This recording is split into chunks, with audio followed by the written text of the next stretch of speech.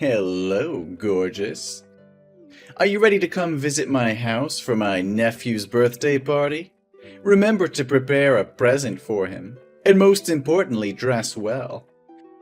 I want everyone to admire me for having such a wonderful and beautiful girlfriend like you. Hi, baby. I've prepared a present for your nephew, but I'm very worried. What if your family doesn't like me? Don't worry, I'm sure everyone will love you. You are very beautiful. Trust me, you'll be the highlight of the party. You're the looks, and I'm the brains in the relationship. That's how it works. So, you're saying you're only with me because of my looks? Basically, I mean... What, so if I didn't have my looks, you wouldn't be with me? Well, maybe. I don't mean anything by that. But you just got looks and nothing else. And that's what makes me proud. Every time I go out on the street with you, other men look at you and admire me because I have you. It always gives me a sense of victory and pride. No, you love me for me, right? Babe, I'm just teasing. Of course I love you for you. I mean, what if I were really fat? Or had acne spots and pitted scars or freckles?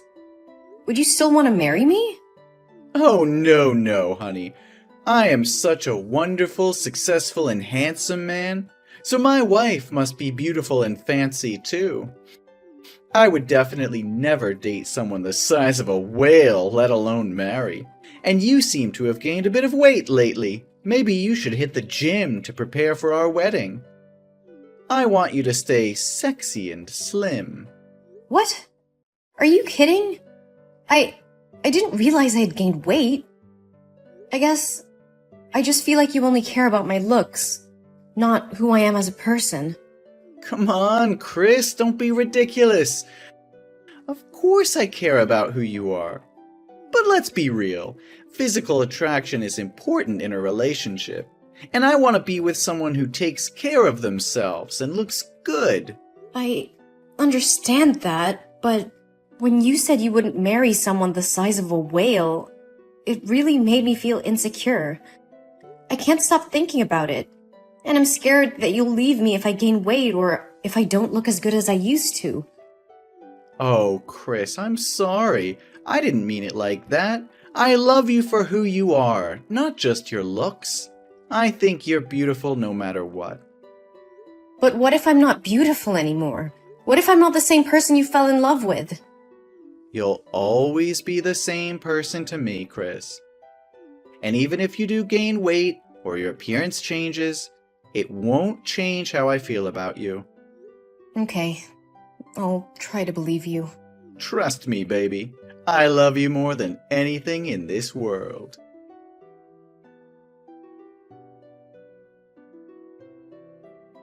Hey, Mike? Where are you? I need you to come over and sign the surgery form.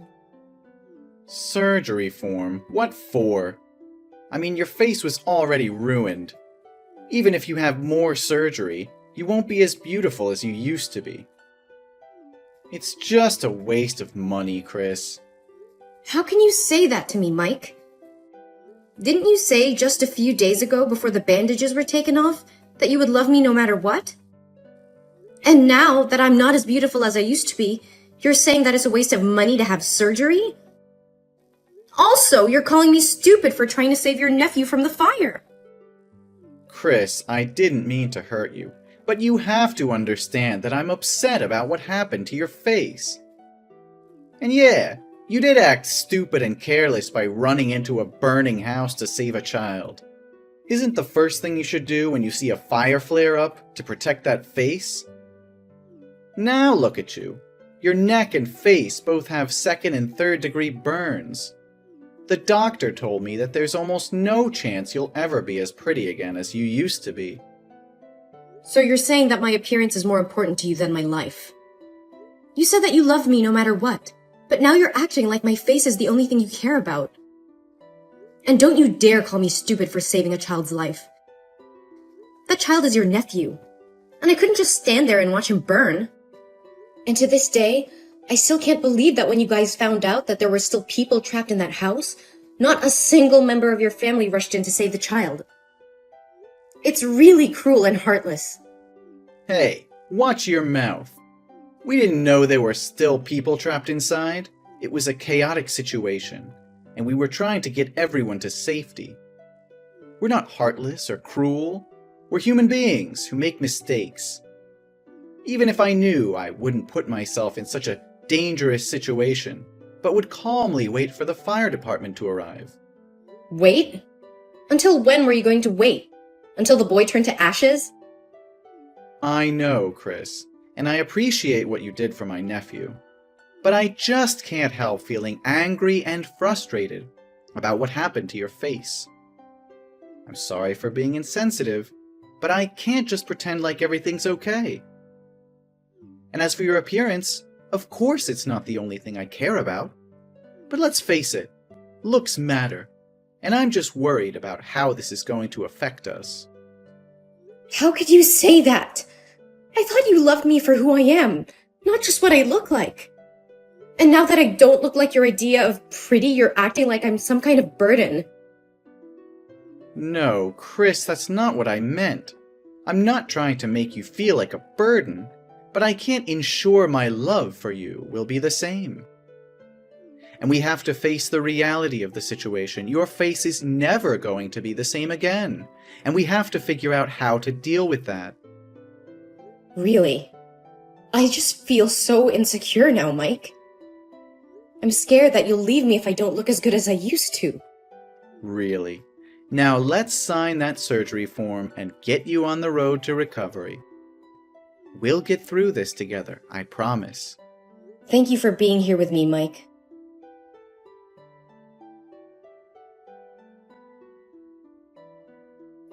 Hi, Chris.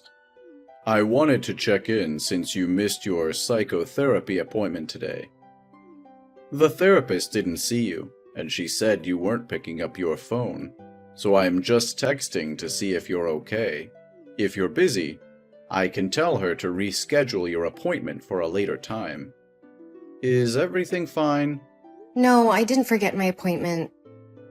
It's just, I didn't want to go out in public because of my burned face. I feel ugly and disgusting and don't dare to face people. Even if I can't see myself in the mirror now, how can I have the courage to go out into the street? I understand how you feel, Chris. In that case, let's have an online therapy session today, and I'll be your special therapist. How are you feeling today? Did you seriously just ask me how I feel? My face is burnt to a crisp. I look like I'm wearing a Halloween mask. 24/7. It's a nightmare. I understand how difficult this is for you. It's tough to imagine what you're going through. No, you can never understand me. Whenever I go out, I have to wear sunglasses and cover my face with a mask, and people treat me differently. If I forget to wear it, people will look at me with pity and stay away, and children will point at my face and call me a monster. I know this might sound horrible to hear, but there are many things to be grateful for. Such as? I lost my job because they told me my face scares customers away, and they said that working in the beauty industry isn't as ugly as this. My dog barks at me every time she sees me, my friends don't recognize me, and whenever I want to meet them, they always find excuses to refuse me. And to top it all off, my fiancé doesn't want me anymore. You'll never know how upset I am. But you're alive. It's not everything, but it's a start. Yeah, that's not really saying a lot. Look, maybe your fiancé just needs some time to get used to your new look. Your fiancé may need some time to get used to your new look, and it could also be that the side effects of your medication are making you more sensitive. No, my fiancé doesn't love me anymore. I can tell by his actions recently. He always avoids me and doesn't cuddle me like he used to. Look at me. I'm hideous. Chris, what makes a person beautiful is who she is on the inside. And to me, you are the most beautiful, bravest, strongest, and most admirable girl in the world. You used your body to shield a child from burns without a moment's hesitation. That's an incredible act of courage and kindness. But no one said I did the same thing as you. They blamed me for being too careless, stupid, and rash. At that time, I didn't have time to think.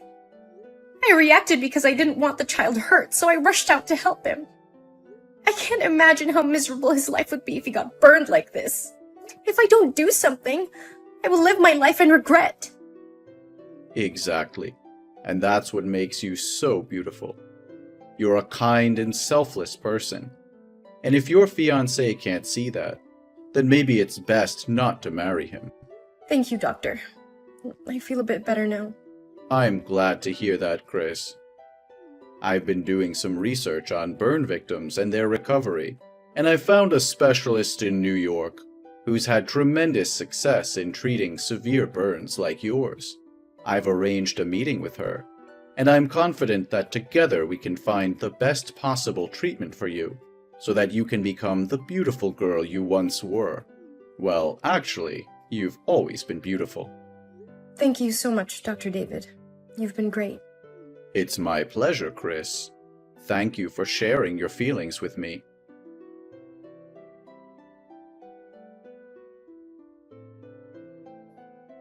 It's late, Mike. Where are you now? My buddy John is having a basketball match tonight. I'm gonna go down there to watch with the guys. Oh, I love basketball. Send me the location and I will come join you guys. I'll get ready right now. No, baby. This is like a guys-only thing. Really, just stay at home. What's happening? You always bring me to gatherings with your friends. But things have changed. What changed? We still love each other, don't we? Your face, Chris. It's not what it used to be. Oh, you know what I mean. Are you embarrassed? If you're embarrassed, you can tell me, you know. I mean, we haven't talked properly in over 4 months. You hardly even look at me anymore. You haven't slept on the same bed with me, and I'm starting to think that you don't want to marry me anymore. Alright, you want to know the truth? Yes, I'm embarrassed, and I'm sick of pretending to be happy in this relationship. I mean, look at you. You're disgusting. I try my best to act like normal, but I can't. It looks like somebody took a cheese grater and just let loose on your face. And marry you? Are you kidding me? Who would want to marry you right now? God, you look like Freddy Krueger. What are you saying? I'm saying I'm breaking up with you. All right? I'm sorry, but your face puts me off. How could you say such things to me? Don't you know how much I love you? Don't you remember all the good times we've had together? Of course I remember the good times, Chris. But those times are gone now. Things have changed, and I can't keep pretending that everything is okay. I'm just being honest with you as you ask. And the truth isn't always easy to hear, Chris. So you're just going to throw everything away because of the way I look? You're going to break up with me because of something that's beyond my control? It's not just about the way you look, Chris. It's about the fact that I can't be with someone who I'm not attracted to. It's about the fact that I can't keep pretending to be happy when I'm not. I'm sorry, Chris, but I can't do this anymore.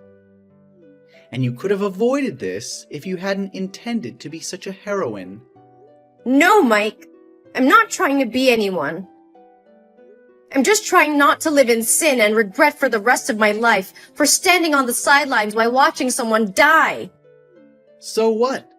Do you hope my family will feel grateful to you and consider you as a benefactor? Let me tell you, the other day after visiting you from the hospital, my family wouldn't allow me to marry you anymore because they said your face was too scary and they didn't want the neighbors to talk about it. My nephew cried when he saw you, didn't he? He told me that you're a monster. Whoa, that really hurts. You could have told me this before, Mike. Instead, you strung me along, pretending everything was okay. How could you be so heartless? You gave me hope, but in the end, you were the one who extinguished my hope. Yes, whatever you want. I just want to say that I'm breaking up with you, and you should move out of the house before I come back. No, Mike, you're wrong. I'm the one who's breaking up with you. What? You're breaking up with me? You should be begging and holding me back. Yes, I am. I can't be with someone who is so shallow and cruel. You're willing to throw away a 4-year relationship because of something that is beyond my control? And then you insult me and my appearance, saying such hurtful things? I can't be with someone who treats me like that. You're not being fair, Chris. I didn't mean to hurt you. I'm just being honest with you. Honesty is one thing, Mike, but there's no excuse for being cruel. You could have expressed your concerns in a much kinder and more constructive way, but instead, you chose to insult me and my appearance. That's not something I can forgive or forget easily. And one more thing. You're making a mistake here, Mike. You are the one who needs to move out, not me. What? You're kicking me out of my own home? This isn't your home, Mike. I paid for it before we even started dating. And since you clearly have no respect for me or my feelings, I think it's best if you leave. Fine, I'll leave. But don't think you can just kick me out and forget about me. You'll surely regret not begging me to stay there. No one will date you anymore. I'm not trying to forget about you, Mike. But I can't stay in a relationship where I'm constantly being insulted and degraded. It's not healthy for either of us. Oh, so now you're the one who's concerned about our health? That's rich. I just want us both to be able to move on and find happiness in our own lives. And if that means we have to part ways, then so be it. I deserve someone who loves me for who I am, not just for my appearance. Good luck finding someone who can love that face of yours. I don't need your luck, Mike. I have faith that I'll find someone who can appreciate me for who I am, not just for my looks. And as for you, I hope you find happiness too, but it won't be with me.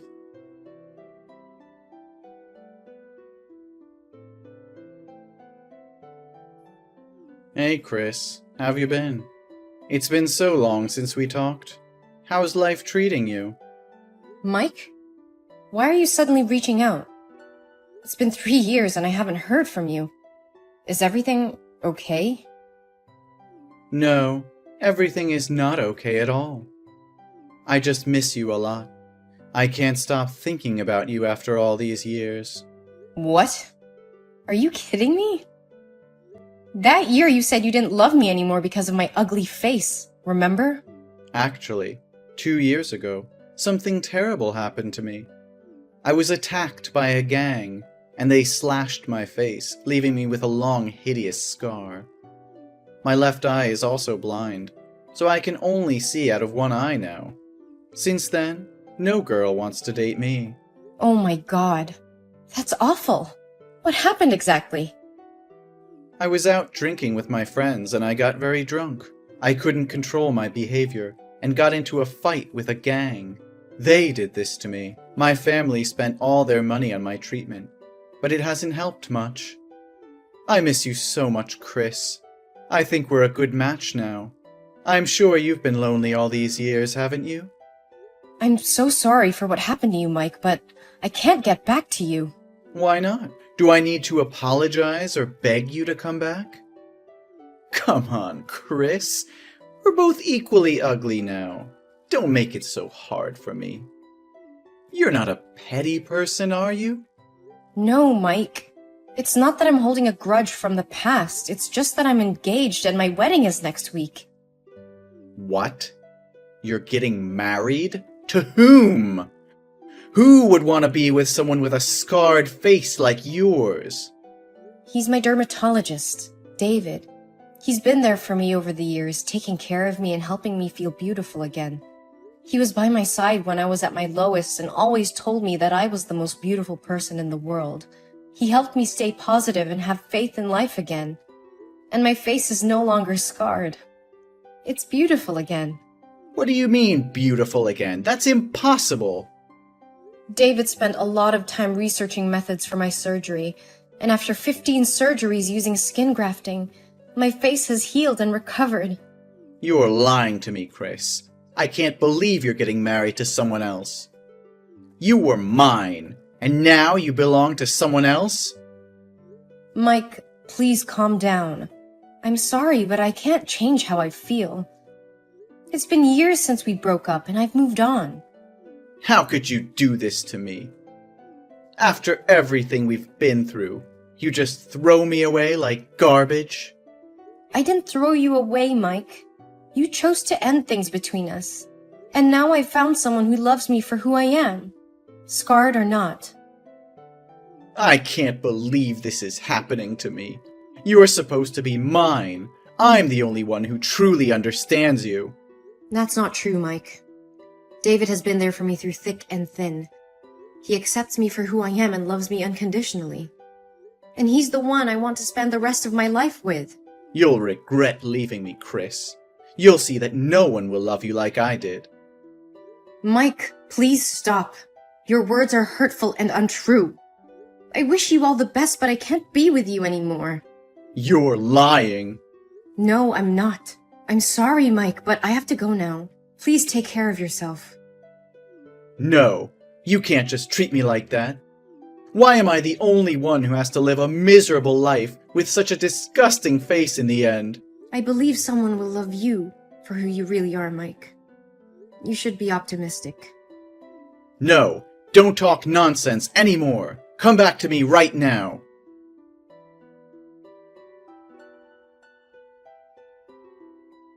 As the days passed, I heard that Mike's life spiraled out of control.